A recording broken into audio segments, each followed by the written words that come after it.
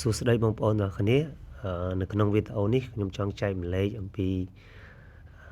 ការដោះស្រាយបញ្ហា Telegram ដែលសប្តាហ៍ថ្ងៃនេះយើងកំពុងថាមានបញ្ហាពីព្រោះក្រុមហ៊ុន Telegram គឺវាទាមទារឲ្យយើងបង់ប្រាក់អញ្ចឹងបងប្អូនអាចមើលវីដេអូនេះអាចដោះស្រាយបានណាហើយសូមបញ្ជាក់ដែរវីដេអូនេះគឺអាចធ្វើបានសម្រាប់តែប្រភេទទូរស័ព្ទ Android ទេណាពួក iOS គឺមានវិធីផ្សេងទៀតណាអញ្ចឹងបងប្អូននៅពេលដែលបងប្អូននេះគឺជាបញ្ហាខ្ញុំប្រាប់អំពីបញ្ហានៅពេលដែលយើងមាន app Telegram នៅពេលដែលយើង download មកក៏ Play Store មកយើងចូលទៅ Telegram គឺ Telegram នឹងទាមទារឲ្យយើងបំពេញតាមលក្ខខណ្ឌមួយចំនួនពេញលេខទូរស័ព្ទ email ដើម្បីបើក Telegram ថ្មីរបស់យើងបញ្ហានេះគឺយើងអាចមានថាយកប្រើប្រាស់ Telegram របស់យើងនឹងទូរស័ព្ទថ្មីរបស់យើងឬក៏យើងច្រឡំលុប Telegram ប៉ុន្តែបញ្ជាក់ដែរថាតើតែយើងមានTelegram ដែលប្រើនៅ device ផ្សេងដូចជា computer ឬក៏ទូរស័ព្ទមួយទៀតព្រោះនៅពេលដែលចុងក្រោយនៅពេលដែលថាដល់ពេលដែលយើង set up Telegram ដែលប្រើប្រាស់បានធម្មតានោះគឺក្រុមហ៊ុននឹងផ្ញើទៅលេខហ្នឹងលេខកូដទៅកាន់ Telegram ដែលយើងប្រើប្រាស់ហ្នឹងអញ្ចឹងយើងត្រូវមាន device មួយទៀតឬក៏ទូរស័ព្ទឬក៏កុំព្យូទ័រមួយទៀតដើម្បីយើងយកលេខកូដពី Telegram នោះណាហើយ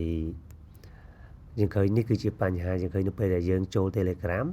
យើងព្យាយាមចូលដើម្បីយក Telegram យើងវិញវានឹង load យ៉ែណាគឺ SMS fee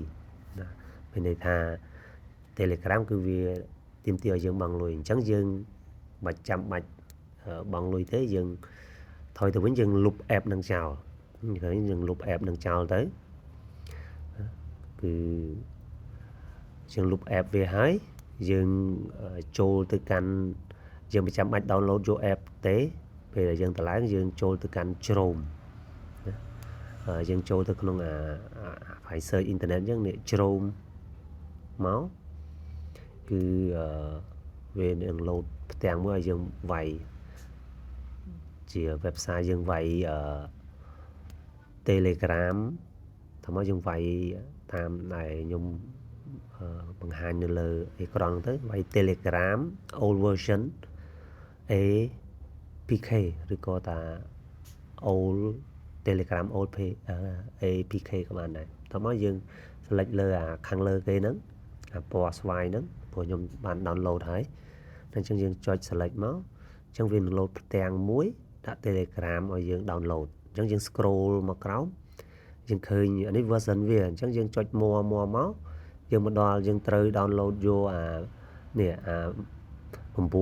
ហ្នឹងហើយយើងចុច select វាមកតោះមកវា load ទៅមួយជំហានបន្តទៀតអញ្ចឹងយើងអស់វាចុះមកក្រោមមកយើងនឹងឃើញផ្ទាំងពណ៌បៃតងមួយណា download នេះអញ្ចឹងយើង tap លើវាចុចលើវាមកវានឹង load download ទៅខាងក្រោមហ្នឹងអញ្ចឹងនៅពេលដែល download ពេញហើយខ្ញុំបញ្ជាក់គឺយើងអាច select លើ download កន្លែងចូលដល់កន្លែង download ហើយ select លើវាទៅគឺវានឹងដំឡើងអូតូនៅក្នុងមានថាទូរស័ព្ទយើងហើយបន្ទាប់មកយើងបំពេញតាមលក្ខខណ្ឌការទាមទាររបស់ Telegram ដែលគេទាមទារមួយចំនួនទៅវានឹងទទួលបានជោគជ័យហើយបាទវីដេអូគឺមានតែប៉ុណ្្នឹងឯងដោយសារតែខ្ញុំធ្វើនៅទូរស័ព្ទ Android របស់ខ្ញុំបានជោគជ័យអញ្ចឹងវីដេអូនេះគឺមានតែប៉ុណ្្នឹងឯងបាទអរគុណ